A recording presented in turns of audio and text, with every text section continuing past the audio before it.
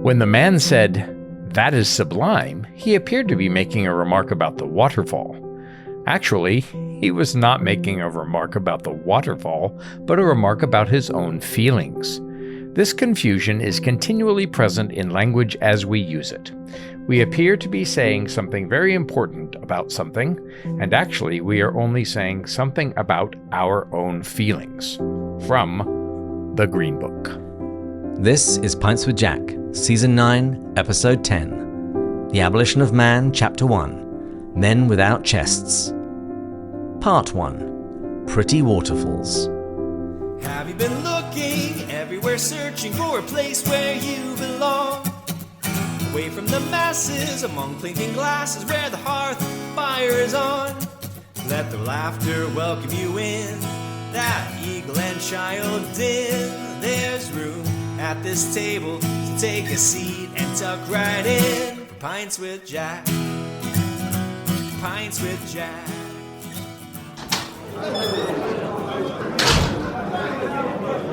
Welcome, friends, to Pints with Jack, and welcome to the first episode devoted to the main book this season, The Abolition of Man. Hey guys, are you ready to get stuck into some serious philosophy? I'm actually more ready to somehow attempt to keep this podcast from having any sort of political nature to it, because I really feel like the fruits of what he was talking about back then have only magnified today and are actually very much at the core heart of the political divide in the left and the right in the United States. I'm thinking of various books I've read that almost talk exactly about this stuff, of at least those first 15 pages I read. I was like, whoa, Lewis saw this before people even realized this was coming. Mm-hmm. Yeah, well, it's about the political climate, both in our age, in his own age. It's about, this is a going book in the scientific ethics community.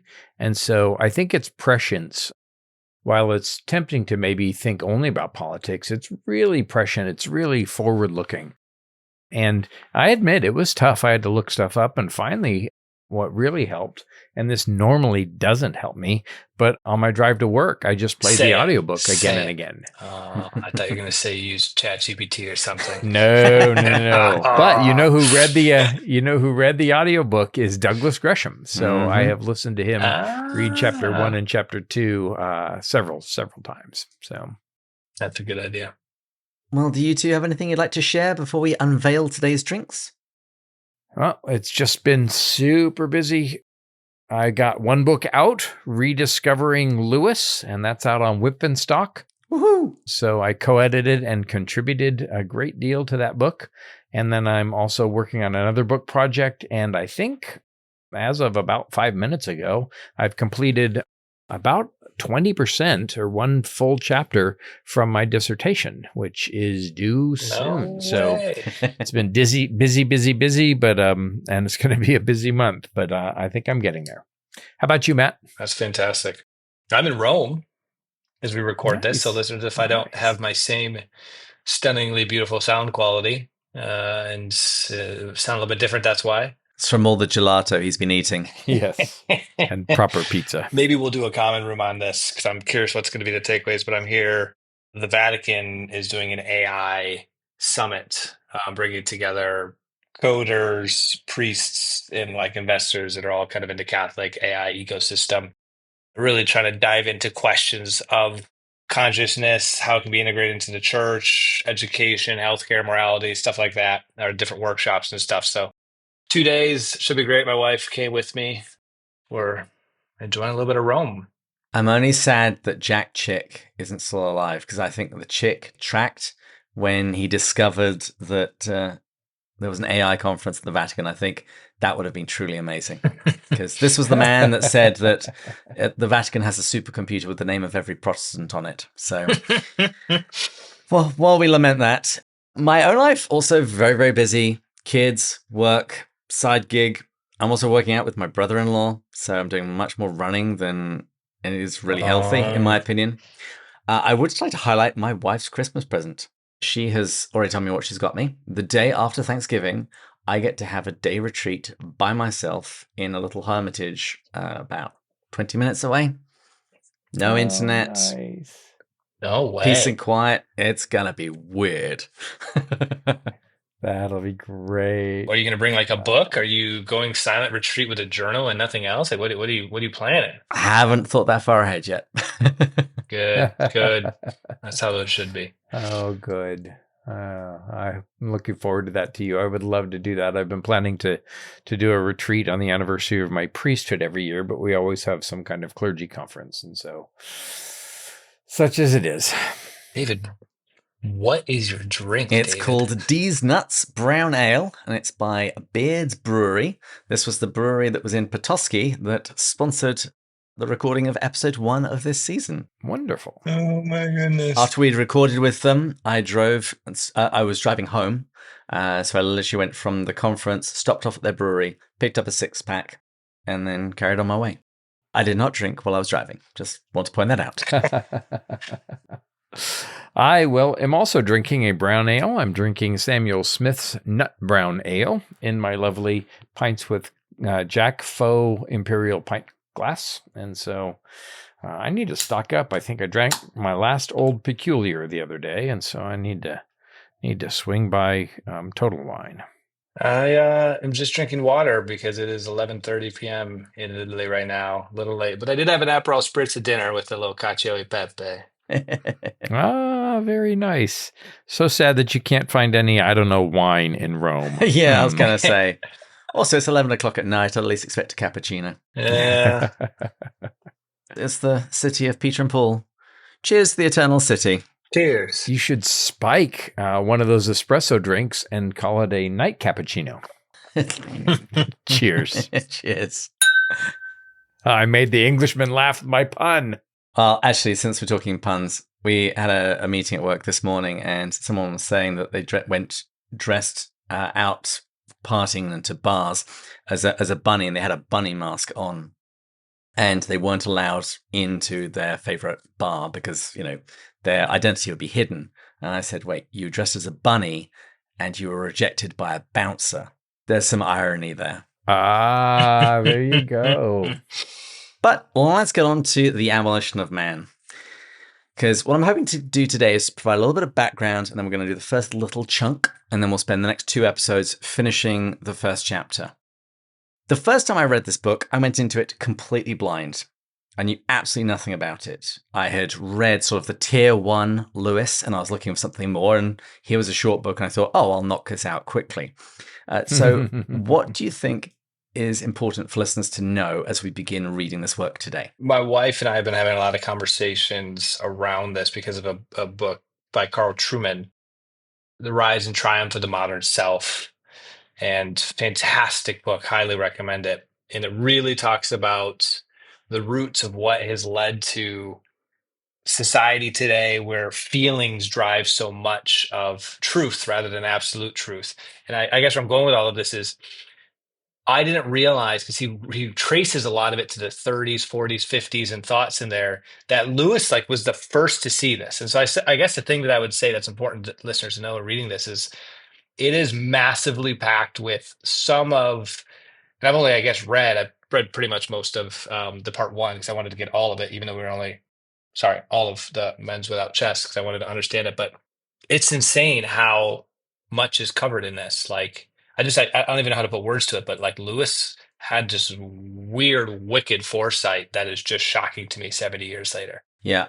He just made it a little bit complicated. This is probably the one area where he didn't communicate it quite as easily as I think some of his other stuff, but it doesn't take away from the fact that there's massive truth in here. Well, and it also strikes me that Lewis is kind of speaking in his native gear, in his native mode as a philosopher, and he's not using metaphor or anything else. He's not varnishing it. He's writing great philosophy, and that's partly what encourages me, that this book is still being read in ethical and philosophical circles.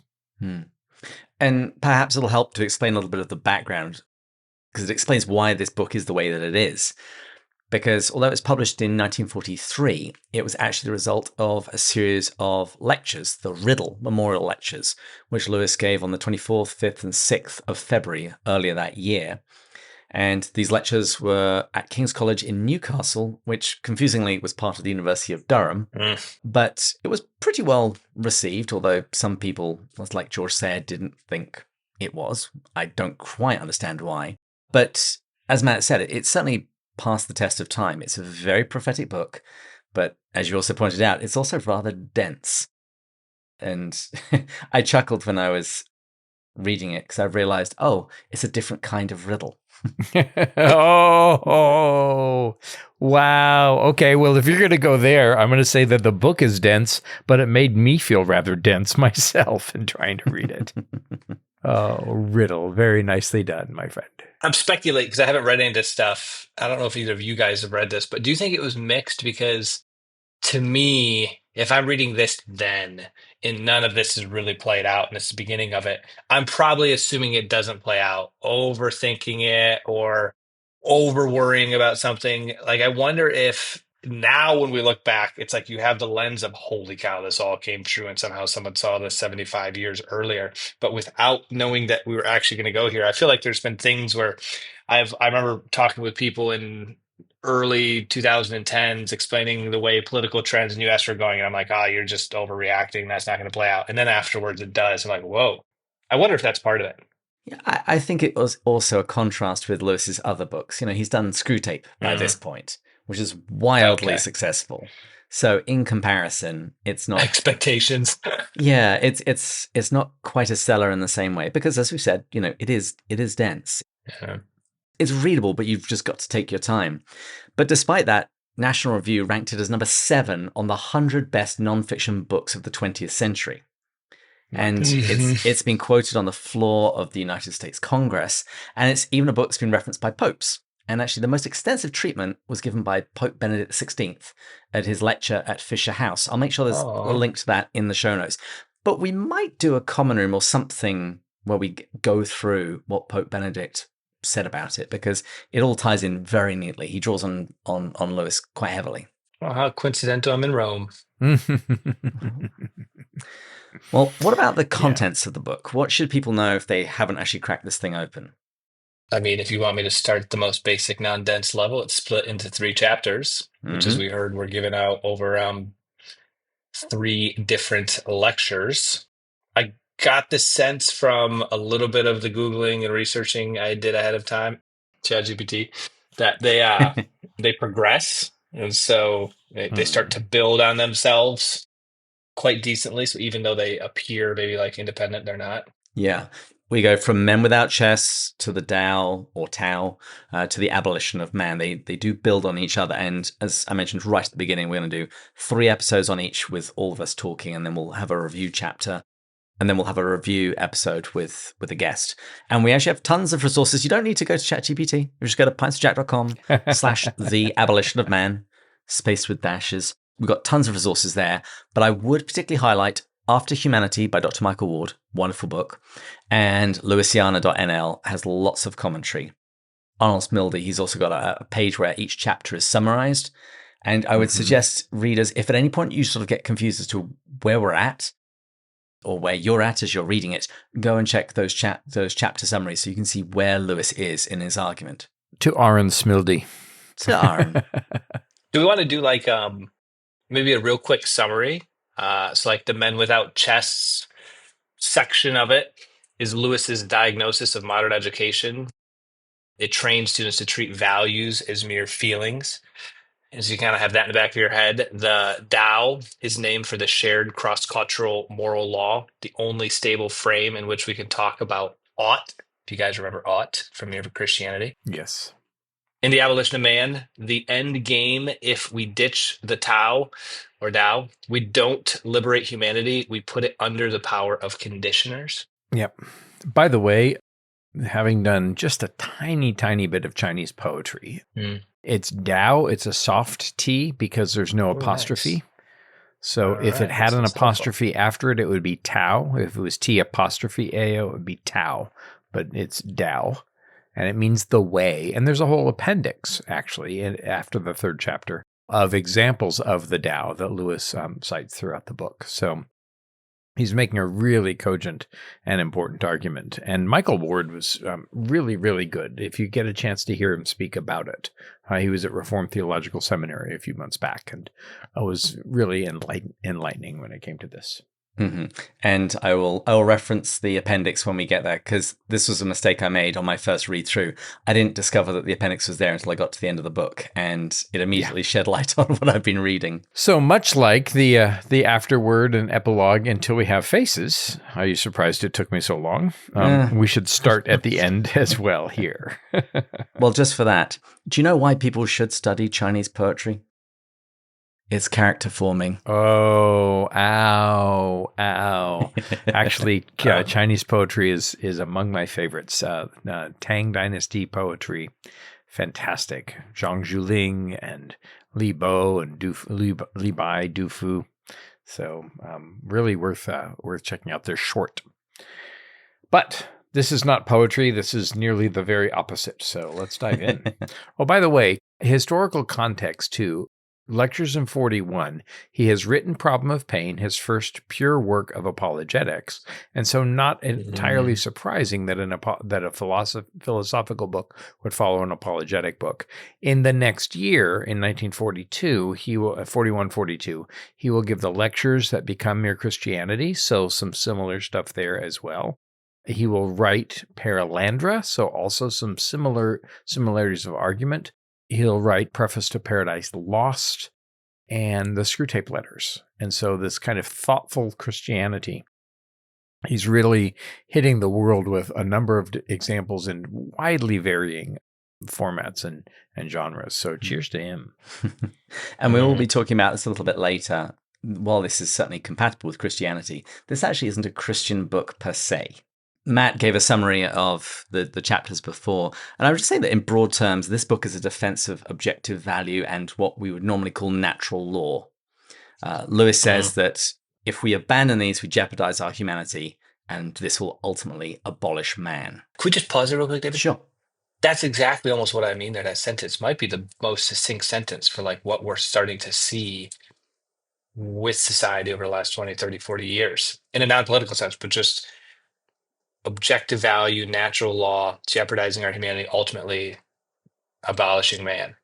That's a great sentence. And I didn't even use ChatGPT to write it. Yeah, well done. But Andrew put this in context of what Lewis was doing at the time. But more broadly, there were contemporary trends in literature and philosophy that he's going to be responding to. I'm just going to sketch them out now, just so people know it as we're going through, but we will come back and look at these in more detail. But there were these parallel movements in literature and philosophy. And so in terms of literature, the key figure here is I.A. Richards. He was a professor at Cambridge.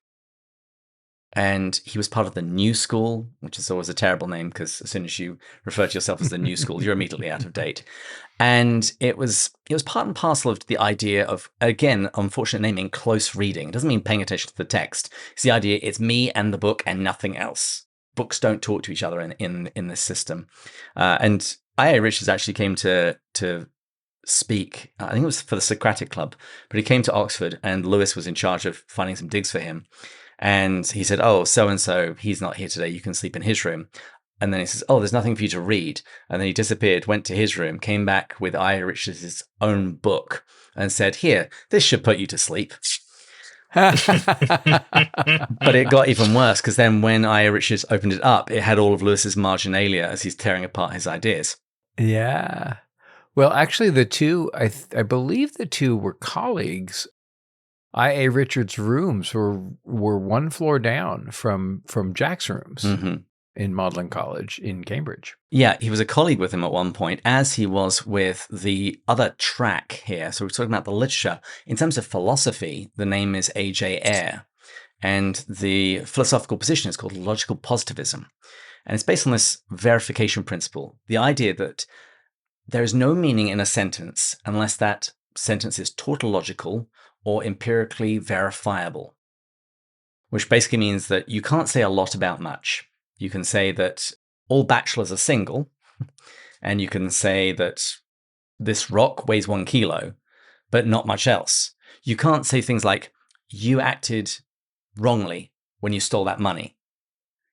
in logical positivism, that's exactly the same thing as saying you stole the money. You can't attach value to things. You can just say what is, and only if it's either a tautology, like single bachelors, or empirically verifiable. Can it be weighed? Can it be measured?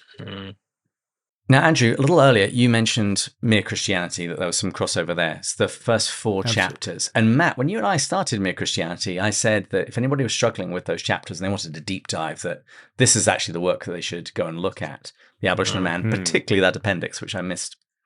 But I went digging for other background reading that might help people as we're going through this, because we are going to go through it slowly. And I would recommend a few essays. The Poison of Subjectivism. That's pretty much what we're going to be talking about for a while. These are essays by Lewis, right? Yes. Yeah. He's got another one called On Ethics, and he's got a bunch on the subject of education, because that's how these lectures begin. The examples of those would be My First School, Learning in Wartime, The Idea of an English School. I think that you're really right, David. And as part of my own prep, I watched and listened to The Poison of Subjectivism.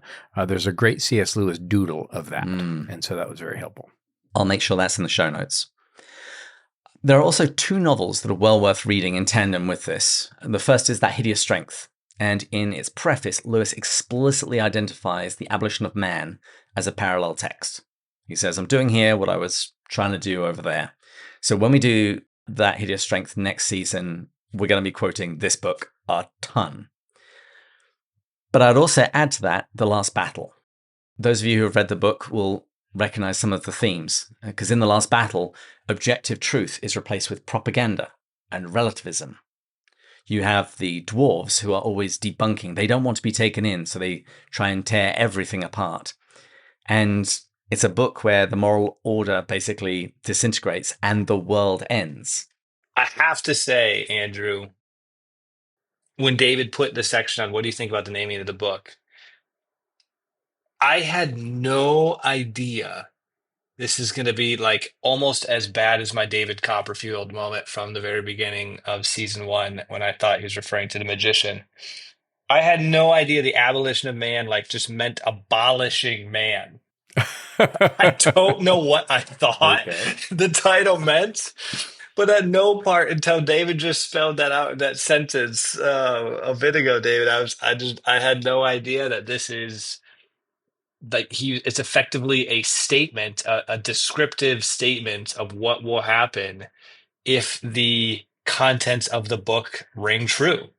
Right. And so I did not put that together, which is just, I feel so dumb. I'm glad. Oh, man. Well, and this idea that men without chests, the idea of Shift, who has a weak chest, and the idea of post-humanist education. I mean, the graduate department where I did my studies in English is now post-humanist. And there's this sense of this, Lewis making a prophecy and us, following right along. And I think little Henry agrees. By the way, I'm flexing here. I've got the Bless first printing of Abolition of Man right there. And of course, an American first edition too. I'm going to say, given that I had no idea that the abolition of man actually meant abolishing man, and that just never even hit me until now, the subtitle needs to be completely different. This book could completely be enhanced by a catchy subtitle that explains, I don't know, the ultimate state of civilization if subjective relativism becomes true. Like putting a subtitle, Reflections on Education, with special reference to the teaching of English in the upper forms of schools, is the worst subtitle I've ever read in my life. Well, it's fighting with, I think it was the New York Times, the Saturday Evening Post or something, that named one of Lewis's essays, "Sometimes fairy tales may say best what's to be said." It rivals John Lennon saying everybody's got something to hide except for me and my monkey, which is the name of a Beatles song. I am glad David didn't hear my whole speech on the title, because I would get roasted like the David Copperfield comment. I look forward to listening back to that. Mm-hmm. But yeah, the subtitle is interesting. I mean, he's definitely quoting the opening paragraph of the Green Book, where it says this is primarily designed for boys and girls in the upper forms of schools. I also wonder if he's just trying to actually mimic the same thing that they're doing. Like the Green Book, The Abolition of Man claims to be one thing, but it's actually another. But also, Lewis is not always that great at choosing titles for his books. If you research what he wanted the various Narnia titles to be called, some of them are pretty terrible. Yes. And I think in the Riddle Lectures, he didn't have a publisher pushing back on him. Yeah, well, it's a difficult work in loads of different ways, but it also is well worth the effort. And I think that it says something very prophetic about our times. And I think grappling with it will certainly help us. Well, let's now talk about the epigraph, the book epigraph, because there's actually 4 epigraphs throughout the book. Mm-hmm. And there's an opening one from Confucius. The master said, "He who sets to work on a different strand destroys the whole fabric." Matt, are you the sort of person that breezes right past these and goes, yeah, that's cool? Well, I did until you put this in here, and I was like, "Wait, what is this book epigraph? Was there something I missed? I saw like nothing." And then I did take a step back, and then I tried to think about it. And what I got was, he who sets to work on a different strand destroys the whole fabric. How if you like, sometimes in a tapestry, if there's one strand that keeps it all together. So is this book going to be about that one strand, where effectively if you remove objective truth and you go to subjective relativism, that's like the one strand you're pulling in the tapestry of society falls apart? At least that's what I thought, maybe. There's a little bit of stay in your lane in that too, I think. It's and part of what chapter 1 is about is criticizing English, the 2 people who set themselves up as English literary critics, who are instead doing kind of ethics and politics and pop psychology. And so I think part of it is an encouragement to stick to the task. And I remember hearing many times as I was listening to it, the reason why they do this is because literary criticism is hard. And what they're doing is, I think, a little easier. And so they're jumping strands and, yes, potentially destroying the whole fabric. One other thing that I think might be at work here, we'll discover when we do chapter 2 on the Tao, that what some people try and do is they try and pick just one part, one moral truth, and make that the highest truth. Lewis also talks about this in Mere Christianity, like making patriotism the highest ideal or mother love the highest ideal. Mm-hmm. And if that's what happens, then the whole fabric of morality falls apart very quickly. Mm-hmm. But that's just the first epigraph we're going to talk about, because then chapter 1 has its own epigraph. They're very weird and chilling. So he sent the word to slay and slew the little childer. And we're just told that this is a carol. Mm. And it turns out, when you do the digging, that it's from an anonymous 15th century Christmas carol called Puer nobis nascitur. Unto us is born a son. Henry doesn't like this one. And the full verse is, "This did Herod sore affray and grievously bewilder. So he sent the word to slay and slew the little childer." Here, this is alluding to King Herod of Matthew chapter 2, where he gives the order to kill all newborn males in Bethlehem after the wise men betray him and don't bring him this newborn king. So why do you think Lewis is choosing this of all things to quote? I mean, this whole thing is about school and children and how these words are going to slay the moral character of children. So maybe not their bodies, but the moral side. So a little bit of a reference there, I feel like.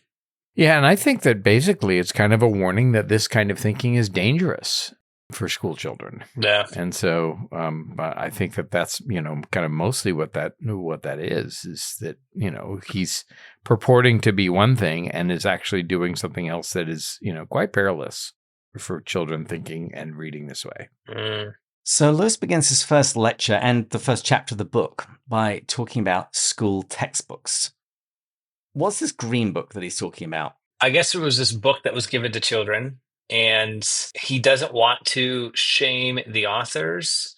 And so he creates a fictitious name and along with fictitious authors. But I guess it was a very real book that he was given to actually review. And I do appreciate Lewis's charity here, because he's very harsh with the book itself and the deep, deep parts. But I love how I think there's something we can see here where Lewis gives the most charitable interpretation to intent. of the authors and the book itself, and so he's not willing to call it out. But what we do know now, and as Andrew was holding up, our listeners can't see, the Green Book is 1939, called The Control of Language, a Critical Approach to Reading and Writing. Yes, so it's called The Control of Language, a Critical Approach to Reading and Writing by Alec King, lecturer in English in the University of Western Australia, and Martin Ketley, assistant master of St. Peter's College in Adelaide. So these are both Australians, both of whom took degrees at Oxford. And I actually have a 13th impression of the Green Book. Andrew, now that we look back, yeah, he gives it a charitable reading. Do we know, was a charitable reading intended? Like, can we see in the 50s or the 60s or the 70s, was there ever like a push where now we know that it shouldn't have been a charitable interpretation of their motivations, or do we not know any of that? I'm not sure how charitable his reading is, because he says, although I owe good language to the publisher, I shall have nothing good to say about the book. Well, I guess, sorry, I mean the intent, like, because he has such a harsh of the book, but he tries to assume the authors didn't mean a negative intent, where I feel like today you always wonder if people are trying to actually undermine the fabric of society with books or tools or education and stuff. Like, if Alexander King or Martin Ketley had nefarious intentions, or if they had pure intentions with massively poor implementation of it, like, do we know their character later on in life or anything like that? I don't know that we know anything about them, but I think that Lewis is it's not an ad hominem attack. In fact, an ad hominem attack, attacking the two as people, would be, against the very principles that Lewis is trying to purport. I think that he's using it as an example of the way that society is going. Let's also keep in mind that in the 1940s and the 50s, Lewis and Tolkien are really trying to sway popular opinion and also sway literary and academic opinion. They have had some battles about what the English syllabus should contain. Lewis writes an essay in Rehabilitations, which comes out in 1938, about the English syllabus. Their own fictional work, Till You Have Faces, Lord of the Rings, I think are really trying to sway modernist opinion. So I think that Lewis especially here, is really trying to guide his age. And while he may have lost the battle, I think he's winning the war. For your viewing pleasure, I went to a school in China. I was invited to go and teach Shakespeare and poetry, and the owner of the school was devoted to Confucius. And in fact, you can see through the gates, there's a statue of Confucius on the campus of this Beijing high school. I do think it's significant, the fact that he gives these guys pseudonyms and doesn't even reveal the name of the book. I think Lewis is offering the suggestion that they might not be intending to do this, and so he doesn't want to sort of reveal what they themselves have slipped into. He's going to be much more blunt with regards to I.A. Richards and A.J. Ayer, of the people who actually have a philosophical or literary theory that they are actually pushing. But I think the very fact that he begins with a school textbook shows that he is concerned with education, and that this is sort of where it begins and where it ends up. It's not just abstract philosophical ideas. I mean, we've seen in recent years some horrendous ideas pass through the university system and filter their way out into society. I think by starting with a school book, he just shows how insidious these ideas are, that these will find their way into textbooks for 5 to 14-year-olds. Mm-hmm. And that's where we begin. We end with Big Brother in 1984. This is where those things tend to start. And that's why he calls them Gaius and Titius, like a Joe Bloggs or a John Doe. He doesn't want to call them out specifically. He wants to attack the philosophical assumptions that they are bringing to a book which should be about literature. Absolutely. Absolutely. Now, Lewis tells us that in chapter 2 of the Green Book, the story is told about Coleridge at the Waterfall. And this Coleridge is Samuel Taylor Coleridge. We're actually going to have an episode on him for Jack's Bookshelf later this season. He was a very influential English poet, literary critic, philosopher, and he was one of the founders of the English Romantic movement. Mm-hmm. And he was best known typically for his poetry, like The Rime of the Ancient Mariner, Kubla Khan. And he also worked with Wordsworth, who we did on Jack's Bookshelf last season, Yes. on lyrical ballads. The retelling of the story here, there are two tourists at a waterfall. One calls a waterfall sublime, which Coleridge affirms, and the other calls it pretty, which apparently disgusts Coleridge. Couple of things worth noting here. Sublime is a very loaded word for romantics. It's kind of like fear of the Lord. There's an awe element to it, among other things. But according to Michael Ward, and he's actually shares in his book William Wordsworth's sister's description, her testimony of that trip. And it doesn't actually even seem to have happened like this, which one would assume Lewis would know, but he doesn't bother to correct it. Again, I think because this is an illustration. But what objection do the authors of the Green Book raise with this idea of Coleridge affirming the waterfall being sublime and being disgusted by its description as pretty?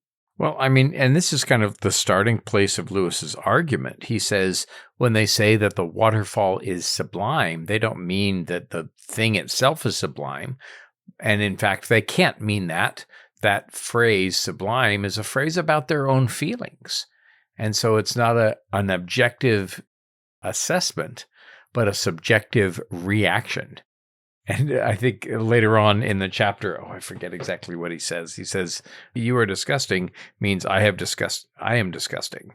Yeah, if I say you are contemptible, it actually means that I have contemptible feelings. I am contemptible, right? And the point is that there is no objective value. The thing is not really real. And the only thing that matters is our own opinion of it. And you see this evolving into fake news. Yesterday in Sunday school, I asked kids what the best sport was. And they said, well, my favorite sport is. And so they have been really trained. And it goes back to what we did in the Four Loves, that the challenge for the careful thinker is to describe and define. That points to an objective value. Right? And that's what's being undermined here. Lewis also calls it, and there's a great section in the C.S. Lewis Companion and Guide, he calls this stock responses, right? That an object deserves a certain kind of response from us. It merits a beautiful sunset. Because it is beautiful, merits a response that's not about our feelings, but about the beauty of it. And by the way, I'm looking right now at a beautiful sunset. All right, Andrew. I get it now. Just because The Great Divorce is my favorite of Lewis's books doesn't make it the best. There you go. It only took 9 seasons. Between your frank admission and David's de facto admission by linking everything to Till We Have Faces and texting me about it, I think that the battle is nearly over. It's going to take more than 9 seasons for me. Well, since you've plotted them out, do you already have which season you're going to admit that I was right? Is that 13 or 14? We'll be in triple digits at that point. Anyway. No, but I think that Matt's point is really well taken. Not my favor, but what do we mean objectively by best? Is there a measure by which we can rule? And, can we agree on what best might mean? So this is not me making the case for Till We Have Faces. This is me making the case for exactly what Lewis is talking about here, that there must be some standard in order to measure things by. Lewis throws them a bone, and he says, we need not delay over this. And there he's talking about this idea that the absurdities of saying that it's not sublime, I have sublime feelings, when really it's almost the opposite. I have humble feelings because that thing is sublime. And he says, we're not going to delay over this because he describes it as the very pons asinorum of our subject. Ah, ha, ha. It would be unjust to Gaius and Titius themselves to emphasize what was doubtless a mere inadvertence. Andrew, would you mind explaining to us, as our resident Latin scholar, what does pons asinorum mean? Pons asinorum. It means a bridge of donkeys, and what it stands for is a test of critical thinking. And so Lewis is basically saying, let's not linger on asinine errors. Let's move forward. And now we come to sort of the climax of what we're going to be looking at in this chapter. And this is where Lewis talks about the impact of this supposedly literature lesson on the children that read this book. And I do like to point out some of the Britishisms, so to speak, in the text. Matt, do you know what Lewis is talking about when he talks about English prep? No. Do you mean like preparatory school? It's the same idea. You have a preparatory school for what comes later, and you do your English prep in preparation for the next class. It means homework. Your homework, yeah. He says that there are two important lessons that any child who reads this section of the Green Book that they're going to take away. What are they? Well, right away, it takes away value statements and effectively makes it about emotion. And so the fact that you can't just create an objective value statement about the waterfall seems minor, but when you start going through life and you're trying to make statements about deeper virtues or courage, it really, as you can imagine, we're going to have a chapter with men without chests. This is going to continue to build towards very dangerous thoughts, but this is the beginning of that when you remove value from something and just make it pure emotion. Yeah, I'd say that's the first one. And then the follow-on to that is, so not only are all sentences that contain statements of value really about emotion, but that these statements aren't important. You know, this really reminds me of a section in Surprised by Joy, and then also I think in his letters, where he talks about when he went away to boarding school, he heard people talking about the gods and just dismissed, this kind of ancient religion as untenable, and in the same breath, we're kind of dismissing all religion. And so he came away from his education as a young boy, assuming that, that nobody could rationally believe in God. In a similar way, I think he's trying to prevent students a generation later from hearing from these critics and then thinking that any statement of value was a statement of opinion, and then that statement had no importance whatsoever.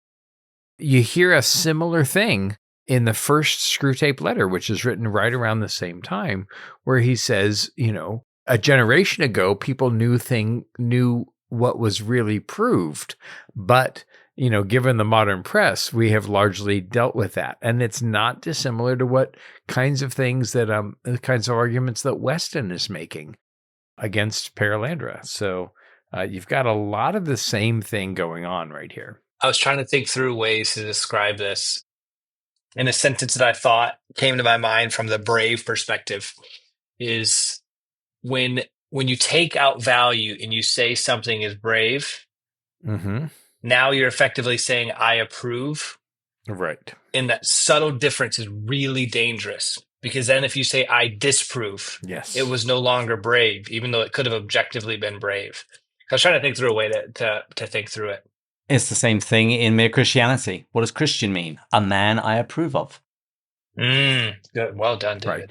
Right. Gentleman used to mean a man who had a coat of arms, right? And now it means a man, of certain behavior, and almost means nothing at all. And so what you see is what Lewis says later, much later in Readjustment in his poem. He says, I thought that I could, communicate with somebody who could hear a story, who could understand what a story means. But now we can't, because devils are unmaking language. And what Lewis here is fighting against is the loss of value in language. So there's a thinker in the 20s, I think, Frederick Saussure, and he talks about the difference between the signified and the signifier. So David, or Matt, if I were to point to a table, in English we would call it a table. In Spanish we would call it La mesa. La mesa. I'm doing Spanish Duolingo, paying off. Yes. In French we would call it La table. And so what we have is one signified, one actual thing, and then three signifiers, right? So three different words for what the thing really is. And none of them are necessarily correct. And so part of what they're discovering in the 20s and in the teens and the 20s and the 30s is there's a slippage between the actual thing and the representation for it. And so what you're starting to get is this kind of breakdown of meaning. And that's what Lewis is really championing in Mere Christianity. He says, if there was no meaning, the statement that there was no meaning would itself be meaningless. Mm-hmm. I'll finish here. I went to a seminar once while I was in junior college, and I heard a psychologist say, well, there are as many truths in this room as there are people in this room, and each of those truths are equally valuable. Mm.